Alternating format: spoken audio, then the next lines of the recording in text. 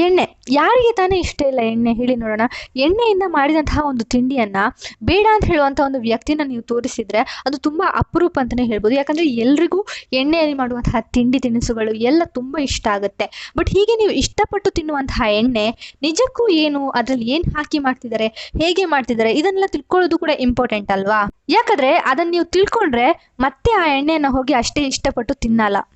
ಯಾಕಂದ್ರೆ ಅದನ್ನ ಮಾಡುವಂತಹ ವಿಧಾನ ಹಾಗಿದೆ. ಈ ವಿಡಿಯೋದಲ್ಲಿ ನಾನು ಎಣ್ಣೆ ಒಳ್ಳೇದಾ ಕೆಟ್ಟದಾ ಇದ್ರ ಬಗ್ಗೆ ಎಲ್ಲ ಮಾತಾಡ್ಲಿಕ್ಕೆ ಹೋಗಲ್ಲ. ಜಸ್ಟ್ ಎಣ್ಣೆಯನ್ನ ನೀವು ಡೈಲಿ ಮನೇಲಿ ಯೂಸ್ ಮಾಡ್ತಿರುವಂತಹ ಎಣ್ಣೆಯನ್ನ ಹೇಗೆ ಮಾಡ್ತಿದ್ದಾರೆ ಅಂತ ಹೇಳಿ ಮಾತ್ರ ಹೇಳ್ತೀನಿ. ಅದು ಒಳ್ಳೇದಾ ಕೆಟ್ಟದಾ ಅಂತ ಹೇಳುವಂಥದ್ದನ್ನ ನೀವು ಡಿಸೈಡ್ ಮಾಡಿ. ನೀವು ಮನೆಯಲ್ಲಿ ಯಾವುದೇ ಎಣ್ಣೆಯನ್ನು ಯೂಸ್ ಮಾಡ್ತಿದ್ರು ಒಂದ್ಸಲ ತಿರುಗಿಸಿ ಅದರ ಪ್ಯಾಕೆಟ್ನಲ್ಲಿ ಇಂಗ್ರೀಡಿಯೆಂಟ್ಸ್ ಅಂತ ಹೇಳುವಂಥ ಒಂದು ವಿಷಯ ಇರುತ್ತೆ, ಅದನ್ನು ನೋಡಿ. ಫಸ್ಟ್ ಅದರಲ್ಲಿ ಏನು ಬರ್ದಿರ್ತಾರೆ ಅಂತ ಕೇಳಿದ್ರೆ, ನಾವು ನಾರ್ಮಲ್ ಆಗಿ ಎಲ್ಲರೂ ಯೂಸ್ ಮಾಡ್ತಿರುವಂಥದ್ದು ಸನ್ಫ್ಲವರ್ ಆಯಿಲ್. ಸೊ ಅದಕ್ಕೆ ನಾನು ಸನ್ಫ್ಲವರ್ ಆಯಿಲೇ ತಗೊಳ್ತಿದ್ದೀನಿ. ಸೊ ಅದ್ರಲ್ಲಿ ಏನು ಬರ್ದಿರ್ತಾರೆ ಅಂತ ಹೇಳಿದ್ರೆ ರಿಫೈನ್ಡ್ ಸನ್ಫ್ಲವರ್ ಆಯಿಲ್ ಅಂತ ಹೇಳಿ ಬರ್ದಿರ್ತಾರೆ. ಸನ್ಫ್ಲವರ್ ಆಯಿಲ್ ಸರಿ, ಅದೆಂತ ರಿಫೈನ್ಡ್? ಸನ್ಫ್ಲವರ್ ಆಯಿಲ್ಗಳಲ್ಲಿ ಬೀಜದಿಂದ ಎಣ್ಣೆಯನ್ನು ತೆಗೆಯುವಾಗ ಫ್ಯಾಕ್ಟ್ರಿಯಲ್ಲಿ ಕೆಲವೊಂದು ಪ್ರಾಸೆಸ್ಗಳನ್ನು ಮಾಡ್ತಾರೆ. ಅದೇನು ಪ್ರಾಸೆಸ್ ಅಂದರೆ ಫಸ್ಟ್ ಬಂದ್ಬಿಟ್ಟು ಸಾಲ್ವೆಂಟ್ ಎಕ್ಸ್ಟ್ರಾಕ್ಷನ್ ಅಂತ ಹೇಳ್ತಾರೆ. ಅಂದರೆ ಏನು ಅಂತ ಕೇಳಿದ್ರೆ, ಈಗ ಬೀಜದಿಂದ ಎಣ್ಣೆಯನ್ನು ತೆಗಿಬೇಕಲ್ಲ, ಸೊ ಆ ಪ್ರಾಸೆಸ್ನ ಸಾಲ್ವೆಂಟ್ ಎಕ್ಸ್ಟ್ರಾಕ್ಷನ್ ಅಂತ ಹೇಳ್ತಾರೆ. ಸೊ ಈ ವಿಷಯವನ್ನು ಫ್ಯಾಕ್ಟ್ರಿಗಳಲ್ಲಿ ಹೇಗೆ ಮಾಡ್ತಾರೆ ಅಂತ ಕೇಳಿದ್ರೆ, ಹೆಕ್ಸೇನ್ ಅಂತ ಹೇಳುವಂಥ ಒಂದು ವಿಷಯನ ಹಾಕಿ ಮಾಡ್ತಾರೆ. ನಾರ್ಮಲ್ ಆಗಿ ಅದರಿಂದ ಎಣ್ಣೆನ ತೆಗಿಬೋದು, ಅದನ್ನು ಕಡ್ದು ತೆಗಿಬೋದು. ಬಟ್ ಆದರೆ ಆ ಪ್ರಾಸೆಸ್ ಸ್ವಲ್ಪ ತುಂಬ ಲೇಟ್ ಆಗುತ್ತೆ ಆ್ಯಂಡ್ ಅದಕ್ಕೆ ಬಂದ್ಬಿಟ್ಟು ತುಂಬ ಎನರ್ಜಿ ಕೂಡ ಖರ್ಚಾಗುತ್ತೆ. ಸೊ ಅದಕ್ಕೋಸ್ಕರ ಅದನ್ನು ಈಸಿಯಾಗಿ ತೆಗಿಲಿಕ್ಕೋಸ್ಕರ ಹೆಕ್ಸೇನ್ ಅಂತ ಹೇಳುವಂಥ ವಿಷಯವನ್ನು ಅದರ ಜೊತೆಗೆ ಮಿಕ್ಸ್ ಮಾಡ್ತಾರೆ. ಈ ಹೆಕ್ಸೇನ್ ಏನು ಅಂತ ಕೇಳಿದ್ರೆ, ಇದು ಬಂದ್ಬಿಟ್ಟು ಒಂದು ಪೆಟ್ರೋಲಿಯಂ ಪ್ರಾಡಕ್ಟ್. ನೀವು ಯಾವತ್ತಾದರೂ ಪೆಟ್ರೋಲ್ನ ಕುಡಿಯುವಂತಹದನ್ನು ಇಮ್ಯಾಜಿನ್ ಮಾಡಿರ್ತೀರಾ, ಬಟ್ ನಿಮಗೆ ಗೊತ್ತಾಗದೇ ಅದನ್ನೇ ಮಾಡ್ತಾ ಇದ್ದೀರಾ. ಸೊ ಒಂದು ಪೆಟ್ರೋಲಿಯಂ ಪ್ರಾಡಕ್ಟ್ನ ಹಾಕಿ ಆ ಬೀಜದಿಂದ ಎಣ್ಣೆಯನ್ನು ತೆಗಿತಾರೆ. ನಿಮ್ಮ ಮನೆಯಲ್ಲಿ ಈಗ ವಯಸ್ಸಾದವರಿದ್ರೆ, ಈಗ ನಮ್ಮ ಅಪ್ಪ ಅಮ್ಮನೇ ತಗೊಳ್ಳಿ ಅಂತ, ನಮ್ಮ ಅಪ್ಪ ಅಮ್ಮ ಕೂಡ ಸರಿ, ಈಗ ಮನೇಲಿ ಪೂರಿ ಮಾಡ್ತೇವೆ ಅಂತ ಹೇಳಿದ್ರೆ, ನನಗೆ ಪೂರಿ ಎಲ್ಲ ಬೇಡ, ನನಗೆ ಮಾತ್ರ 2 ಚಪಾತಿ ಮಾಡಿಬಿಡು ಅಂತ ಹೇಳ್ತಾರೆ. ಅವ್ರು ಆ ಚಪಾತಿನೇ ತಿಂತಾರೆ, ಪೂರಿನ ಜಾಸ್ತಿಯಾಗಿ ತಿನ್ನಲ್ಲ. ಇಫ್ ವಡ ಬೋಂಡ ಇದೆಲ್ಲ ಮಾಡಿದ್ರೆ ಬಂದ್ಬಿಟ್ಟು ಇಲ್ಲ ಜಾಸ್ತಿ ಅಂದರೆ 2 ಅಷ್ಟೇ, ಅದಕ್ಕಿಂತ ಜಾಸ್ತಿಯಾಗಿ ತಿನ್ನಲ್ಲ. ಯಾಕಂದ್ರೆ ಅದು ಅವರಿಗೆ ಜೀರ್ಣ ಆಗಲ್ಲ, ಪ್ರಾಬ್ಲಮ್ ಕೊಡುತ್ತೆ ಅಂತ ಹೇಳುವಂತನೇ ಹೇಳ್ತಾರೆ. ಯಾಕಂತ ಹೇಳಿದ್ರೆ ಈ ಹೆಕ್ಸೇನ್ನಿಂದಾಗಿನೇ ಆ ಪ್ರಾಬ್ಲಮ್ ಎಲ್ಲ ಆಗೋದು. ನಿಜವಾದ ಎಣ್ಣೆಯಿಂದ ಮಾತ್ರ ಮಾಡುವಂತಹ ಒಂದು ವಸ್ತಾಗಿದ್ರೆ ಅದನ್ನು ಧಾರಾಳವಾಗಿ ತಿನ್ಬೋದು, ಧಾರಾಳವಾಗಿ ಜೀರ್ಣ ಮಾಡ್ಬೋದು. ಯಾಕಂತ ಹೇಳಿದ್ರೆ ನಮ್ಮ ದೇಹ ಬಂದ್ಬಿಟ್ಟು ಎಣ್ಣೆಯನ್ನು ಜೀರ್ಣ ಮಾಡುವಷ್ಟು ಶಕ್ತಿ ನಮ್ಮ ದೇಹಕ್ಕೆ ಇದೆ. ಅದು ವಯಸ್ಸಾದವರಿಗೆ ಕೂಡ ಸರಿ ಇದೆ. ಬಟ್ ಪೆಟ್ರೋಲ್ನ ಜೀರ್ಣ ಮಾಡುವಂತಹ ಶಕ್ತಿ ನಮ್ಮ ದೇಹಕ್ಕೆ ಇಲ್ಲ. ಇನ್ಫ್ಯಾಕ್ಟ್ ವಯಸ್ಸಾದವರಂತ ಮಾತ್ರ ಅಲ್ಲ, ಯಂಗ್ ಆಗಿರೋರನ್ನು ಕೂಡ ತಗೊಳ್ಳಿ ಅಂತೆ.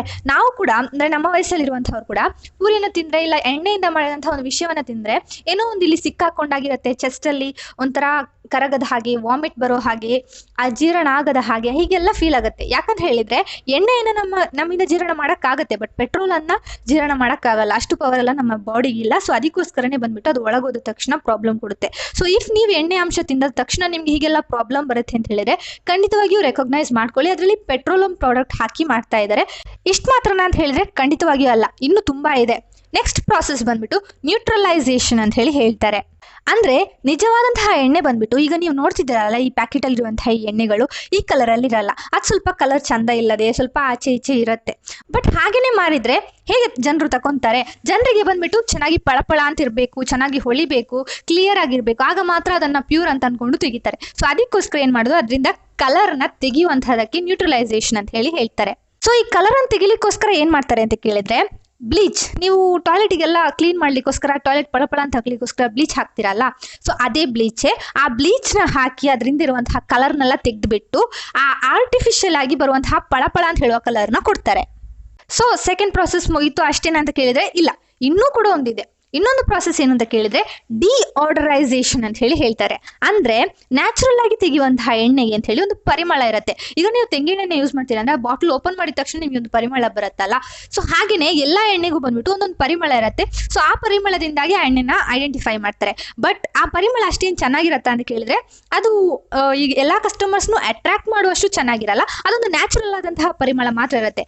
ಬಟ್ ಈ ಕಂಪನಿಯವ್ರಿಗೆ ಏನ್ ಬೇಕು, ಎಲ್ಲರನ್ನೂ ಅಟ್ರಾಕ್ಟ್ ಮಾಡುವಂತಹ ಒಂದು ಪರಿಮಳ ಬೇಕಲ್ಲ, ಅದಕ್ಕೋಸ್ಕರ ಅದರಲ್ಲಿರುವಂತಹ ಒರಿಜಿನಲ್ ಪರಿಮಳ ಎಲ್ಲ ತೆಗೆದು ಆರ್ಟಿಫಿಷಿಯಲ್ ಆಗಿ ತಂದು ಹಾಕುವಂತ, ನಮ್ಮನ್ನೆಲ್ಲ ಅಟ್ರಾಕ್ಟ್ ಮಾಡ್ಲಿಕ್ಕೋಸ್ಕರ ಒಂದು ಆರ್ಟಿಫಿಷಿಯಲ್ ಆದಂತಹ ಪರಿಮಳ ಹಾಕುವಂತದಕ್ಕೆ ಡಿಆರ್ಡರೈಸೇಷನ್ ಅಂತ ಹೇಳ್ತಾರೆ. ಇದಕ್ಕೋಸ್ಕರ ಏನ್ ಮಾಡ್ತಾರೆ ಅಂತ ಕೇಳಿದ್ರೆ ಆ ಎಣ್ಣೆಯನ್ನ ಬಂದ್ಬಿಟ್ಟು ವಿಪರೀತವಾಗಿ ಕುದಿಸ್ತಾರೆ. ಈಗ ನಾರ್ಮಲ್ ಆಗಿ ನಾವು ಕೇಳಿರ್ಬೋದು, ಒಂದ್ಸಲ ಯೂಸ್ ಮಾಡಿದಂತಹ ಎಣ್ಣೆಯನ್ನ ಮತ್ತೊಮ್ಮೆ ಯೂಸ್ ಮಾಡಬಾರ್ದು. ಈಗ ಒಂದ್ಸಲ ಫ್ರೈ ಮಾಡಿದೇವೆ ಅಂತ ಹೇಳಿದ್ರೆ ಅದನ್ನ ಮತ್ತೊಮ್ಮೆ ಯೂಸ್ ಮಾಡಬಾರ್ದು ಅಂತ ಹೇಳ್ತಾರೆ. ಯಾಕೆಂತ ಕೇಳಿದ್ರೆ ಎಣ್ಣೆಯಲ್ಲಿ ಬಂದ್ಬಿಟ್ಟು 50% ಕೊಬ್ಬಿನ ಅಂಶ ಇರುತ್ತೆ. ಸೊ ಕೊಬ್ಬಿನ ಅಂಶ ಕೆಟ್ಟದು ಅಂತ ಹೇಳಿ ಮೋಸ್ಟ್ ಆಫ್ ದ ಜನರು ಅನ್ಕೊಂಡಿದ್ದಾರೆ, ಬಟ್ ಅಲ್ವೇ ಅಲ್ಲ. ಕೊಬ್ಬಿನಾಂಶ ಬಂದ್ಬಿಟ್ಟು ಒಳ್ಳೇದು. ಕೊಬ್ಬಿನಾಂಶದಲ್ಲಿ 2 ವಿಧ ಇದೆ, ಒಳ್ಳೆ ಕೊಬ್ಬು, ಕೆಟ್ಟ ಕೊಬ್ಬು, ಗುಡ್ ಫ್ಯಾಟ್, ಬ್ಯಾಡ್ ಫ್ಯಾಟ್ ಅಂತ ಹೇಳಿ. ಗುಡ್ ಫ್ಯಾಟ್ ಬಂದ್ಬಿಟ್ಟು ದೇಹಕ್ಕೆ ತುಂಬಾ ಒಳ್ಳೇದು ಅಂಡ್ ಅದು ಬಂದ್ಬಿಟ್ಟು ದೇಹಕ್ಕೆ ಬೇಕು, ಅದಿದ್ರೆ ಮಾತ್ರ ದೇಹದಿಂದ ನಾರ್ಮಲ್ ಆಗಿರಕ್ಕೆ ಸಾಧ್ಯ ಆಗುತ್ತೆ. ಸೊ ಆ ಗುಡ್ ಫ್ಯಾಟ್ ಬಂದ್ಬಿಟ್ಟು ಎಣ್ಣೆಯಲ್ಲಿ ನ್ಯಾಚುರಲ್ ಆಗಿ ಇರುತ್ತೆ. ಸೊ ಇದನ್ನ ಬಂದ್ಬಿಟ್ಟು ಈಗ ವಿಪರೀತವಾಗಿ ಕುಡಿಸಿದ್ರೆ, ಎಣ್ಣೆಯನ್ನು ಬಂದ್ಬಿಟ್ಟು ಕುದಿಸಿದ್ರೆ ಆ ಫ್ಯಾಟ್ ಎಲ್ಲ ಬಂದ್ಬಿಟ್ಟು ಹೋಗ್ಬಿಡತ್ತೆ. ಸೊ ಸ್ವಲ್ಪ ಸ್ವಲ್ಪವಾಗಿ ಹೋಗ್ಬಿಟ್ಟು ಅದೇನಾಗುತ್ತೆ ಅಂತ ಹೇಳಿದ್ರೆ ಲಾಸ್ಟಿಗೆ ಬರೀ ಒಂದು ವೇಸ್ಟ್ ಮಾತ್ರ ಇರುತ್ತೆ ಅದರಲ್ಲಿ. ಸೊ ಹಾಗೆ ನಾವು ಕುದಿಸ್ತಾ ಇರುವಾಗ ಏನಾಗುತ್ತೆ ಅಂತ ಹೇಳಿದ್ರೆ ಅದರಲ್ಲಿರುವಂತಹ ಒಳ್ಳೆ ಅಂಶ, ಫ್ಯಾಟ್, ಮಿನರಲ್ಸ್, ವೈಟಮಿನ್ಸ್ ಎಲ್ಲ ಹೋಗ್ಬಿಡುತ್ತೆ. ಲಾಸ್ಟಿಗೆ ಅದೊಂದು ವೇಸ್ಟ್ ಆದಂತಹ ಒಂದು ವಿಷಯವಾಗಿನೇ ಇರುತ್ತೆ. ಸೊ ಅದಕ್ಕೋಸ್ಕರನೇ ಹೊರಗಡೆ ಮಾಡುವಂತಹ ತಿಂಡಿಯನ್ನೆಲ್ಲ ತಿನ್ಬಾರ್ದು. ಯಾಕಂತ ಹೇಳಿದ್ರೆ ಅವ್ರು ಅದನ್ನ ಎಷ್ಟು ಸಲ ಕುದಿಸ್ತಾರೆ ಅಂತ ಹೇಳುವಂಥದ್ದು ಲೆಕ್ಕವೇ ಇಲ್ಲ. ಸೊ ಅಷ್ಟು ಸಲ ಮತ್ತೆ ಮತ್ತೆ ಅದನ್ನು ಕುದಿಸುವ ಕಾರಣ ಅದು ದೇಹಕ್ಕೆ ಒಳ್ಳೇದಲ್ಲ ಅಂತ ಹೇಳ್ತಾರೆ. ಬಟ್ ಈ ಪ್ಯಾಕೆಟ್ ಅಲ್ಲಿರುವಂತಹ ಎಣ್ಣೆಗಳನ್ನ ಏನ್ ಮಾಡ್ತಾರೆ ಅಂದ್ರೆ ಆಲ್ರೆಡಿ ಅವ್ರು ಕುದಿಸಿಯೇ ಕೊಡುವಂತಹದ್ದು, ಆಲ್ರೆಡಿ ವಿಪರೀತವಾಗಿ ಕುದಿಸಿ ಅದರಲ್ಲಿರುವಂತಹ ಎಲ್ಲಾ ಕೊಬ್ಬಿನ ಅಂಶ ಆಗಿರ್ಲಿ, ವಿಟಮಿನ್ಸ್ ಆಗಿರ್ಲಿ, ಮಿನರಲ್ಸ್ ಆಗಿರ್ಲಿ, ಇಷ್ಟು ಕುದಿಸ್ಬೇಕಾದ್ರೆ ಅದೆಲ್ಲ ಹೋಗ್ಲೇ ಬಿಡುತ್ತೆ. ಸೊ ಅದನ್ನೆಲ್ಲ ತೆಗೆಸ್ಬಿಟ್ಟು ಆಗ ಅದಕ್ಕೆ ಏನಿರಲ್ಲ, ಪರಿಮಳವೂ ಇರಲ್ಲ, ಟೇಸ್ಟು ಇರಲ್ಲ, ಏನು ಇರಲ್ಲ. ಸೊ ಅದಕ್ಕೆ ಆರ್ಟಿಫಿಷಿಯಲ್ ಆಗಿ ಪರಿಮಳ, ಟೇಸ್ಟ್ ಎಲ್ಲ ಹಾಕ್ತಾರೆ, ಪ್ರಿಸರ್ವೇಟಿವ್ಸ್ ಎಲ್ಲ ಹಾಕಿ ಏನೋ ಒಂದು ಮಾಡಿ ಅದನ್ನ ಪ್ಯಾಕೆಟ್ ಮಾಡಿ ಕೊಟ್ಟು ಕಳಿಸ್ತಿದ್ದಾರೆ. ಸೊ ಇದುವೇ ನೀವು ಯೂಸ್ ಮಾಡ್ತಿರುವಂತಹ ಎಣ್ಣೆ.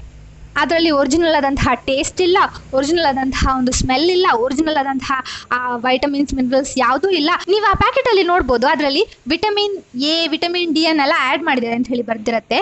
ನ್ಯಾಚುರಲ್ ಆಗಿ ತೆಗೆಯುವಂತಹ ಎಣ್ಣೆಯಲ್ಲಿ ಆಲ್ರೆಡಿ ವಿಟಮಿನ್ಸ್ ಎಲ್ಲ ಇರುತ್ತೆ. ಮತ್ತೆ ಯಾಕೆ ಅದನ್ನ ಆ್ಯಡ್ ಮಾಡಬೇಕು?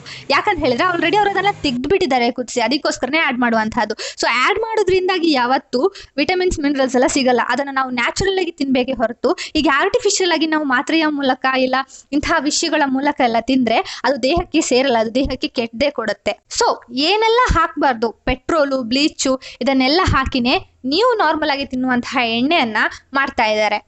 ಬಟ್ ಇದೆಲ್ಲ ನಮ್ಗೆ ಗೊತ್ತಿಲ್ಲದೆ ಅಡ್ವರ್ಟೈಸ್ಮೆಂಟ್ಸ್ ನಲ್ಲಿ ಶಕ್ತಿ ಬರುತ್ತೆ, ಅದು ಬರುತ್ತೆ, ಇದು ಬರುತ್ತೆ ಅಂತ ಹೇಳುವಾಗ ಆಹಾ ಎಷ್ಟೆಲ್ಲ ಸಿಗುತ್ತೆ, ಇದುವೇ ಬೆಸ್ಟ್, ಇದುವೇ ಒಳ್ಳೇದು ಅನ್ಕೊಂಡು ನಾವೆಲ್ಲ ಹೋಗಿ ಅದನ್ನ ತೆಗೆದು ಯೂಸ್ ಮಾಡ್ತಾ ಇದ್ದೇವೆ.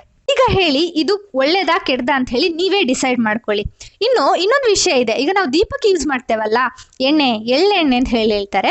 ಸೊ ನಾನು ಅಮ್ಮನ ಹತ್ರ ಒಂದ್ಸಲ ಕೇಳಿದೆ, ಈ ದೀಪಕ್ಕೆ ಯೂಸ್ ಮಾಡುವಂತಹ ಎಣ್ಣೆ ಎಲ್ಲ ಹೇಗೆ ಮಾಡ್ತಾರೆ ಅಮ್ಮ ಅಂತ. ನಮ್ಮ ಅಮ್ಮ ಹೇಳಿದ್ರು ಅದನ್ನ ಎಳ್ಳೆಣ್ಣೆಯಿಂದ ಮಾಡ್ತಾರೆ. ಸೊ ಎಳ್ಳು ಬಂದ್ಬಿಟ್ಟು ಯಾಕೆ ಹಾಗೆ ಉರಿಸ್ತಾರೆ ಅಂತ ಕೇಳಿದ್ರೆ ಆ ಎಣ್ಣೆ ಸ್ಮೆಲ್ ಬಂದ್ಬಿಟ್ಟು ಅದು ಉರಿಯುವಾಗ ಆ ಸ್ಮೆಲ್ ಅನ್ನ ತಗೊಂಡ್ರೆ ಸಾಕು, ನಮ್ಮ ದೇಹಕ್ಕೆ ಅಷ್ಟು ಒಳ್ಳೇದು. ಸೊ ಅದಕ್ಕೋಸ್ಕರ ಎಳ್ಳೆಣ್ಣೆಯನ್ನು ಯೂಸ್ ಮಾಡಿ ಬಂದ್ಬಿಟ್ಟು ಆ ದೀಪವನ್ನೆಲ್ಲ ಉರಿಸ್ತಾರೆ ಅಂತ ಹೇಳಿ.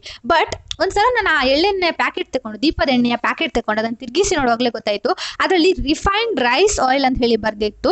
ಸೊ ಇದು ಯಾವ ಎಣ್ಣೆ ಅಂತಾನೆ ಗೊತ್ತಾಗದೆ ಆ ಎಣ್ಣೆನ ನಾವು ಎಳ್ಳೆಣ್ಣೆ ಅಂತ ಅನ್ಕೊಂಡು ತಗೊಂತಿದ್ದೇವೆ. ಇಷ್ಟು ವರ್ಷದಿಂದ ಎಳ್ಳೆಣ್ಣೆ ಅಂತ ಹೇಳಿ ಅದನ್ನ ಯೂಸ್ ಮಾಡ್ತಿದ್ದೇವೆ, ಬಟ್ ಅದು ಎಳ್ಳೆಣ್ಣೆನೇ ಅಲ್ಲ. ಅಂಡ್ ಅದನ್ನ ಮರೆಸ್ಲಿಕ್ಕೋಸ್ಕರ ನೋಡಿ ಮೇಲೆ ಸೀಲ್ ಬೇರೆ ಹಾಕ್ಬಿಟ್ಟಿದ್ದಾರೆ. ಇಷ್ಟೆಲ್ಲ ವಿಷಯಗಳನ್ನ ಕೇಳುವಾಗ ನಿಮಗೆ ಖಂಡಿತವಾಗಿಯೂ ಒಂದು ಡೌಟ್ ಬಂದೇ ಬರುತ್ತೆ, ಹಾಗಾದ್ರೆ ನಾನು ಯಾವ ಎಣ್ಣೆನ ಯೂಸ್ ಮಾಡಲಿ ಅಂತ ಹೇಳಿ. ಅದಕ್ಕೋಸ್ಕರ ಒಂದು ವಿಡಿಯೋ ಆಲ್ರೆಡಿ ನಾನು ಮಾಡಿದ್ದೀನಿ. ಸೊ ಇಲ್ಲೇ ಸ್ಕ್ರೀನಲ್ಲಿ ಕಾಣ್ತಿದೆ ನೋಡಿದ್ರಾ. ಸೊ ಈ ವಿಡಿಯೋನ ಓಪನ್ ಮಾಡಿ ನೋಡಿ ಯಾವ ಎಣ್ಣೆ ಯೂಸ್ ಮಾಡಲಿಕ್ಕೆ ಬೆಸ್ಟು, ಯಾವ ಎಣ್ಣೆ ವರ್ಸ್ಟ್ ಅಂತ ಹೇಳುವಂಥದ್ದು ನಿಮಗೆ ಗೊತ್ತಾಗುತ್ತೆ.